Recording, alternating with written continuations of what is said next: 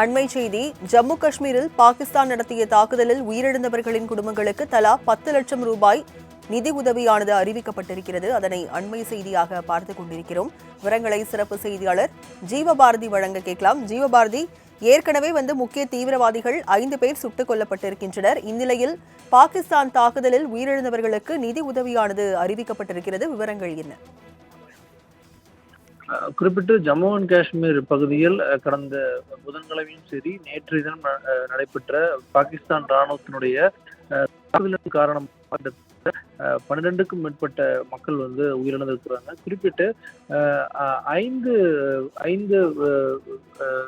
ராணுவ தங்களுடைய உயிரை இழந்திருக்கிறத நம்ம குறிப்பிட்டு பார்க்க வேண்டியது இருக்குது. அதே போல ஒரு சீனியர் கவர்மெண்ட் ஆபீசரும் தன்னுடைய உயிரை இழந்திருக்கிறார்.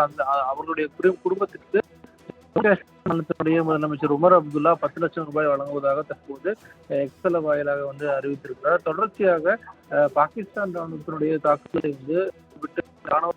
ஜம்மு அண்ட் காஷ்மீர் எல்ஓசி பகுதியில் தொடர்ச்சியாக முறியடிக்கப்பட்டு வரக்கூடிய நிலையில நேற்று இரவு நடத்தப்பட்ட அந்த ட்ரோன் தாக்குதலின் போது அந்த இந்திய ராணுவத்தினுடைய அந்த முறியடிப்புகளை மீறி சில இடங்களில் தாக்குதலானது நடைபெற்றிருக்கிறது. அந்த தாக்குதலில் தான் குறிப்பிட்டு 12க்கும் மேற்பட்ட மக்கள் உயிரிழந்திருக்கிறாங்க. அதே போல ஒரு முக்கியமான சீனியர் ஆபீசர் உயிரிழந்திருக்கிறார். அவருடைய குடும்பத்தை நேரடியாக சந்தித்து உமர் அப்துல்லா ஆறுதலை தெரிவித்திருந்தார். அதன் தொடர்ச்சியாக தற்போது 10 லட்சம் ரூபாய் வழங்கியிருப்பதாக ஒரு மிக முக்கியமான அறிவிப்பை ட்விட்டர் பக்க வாயிலாக உமர் அப்துல்லா தெரிவித்திருக்கிறார். விவரங்களை வழங்கியதற்கு நன்றி ஜீவபாரதி.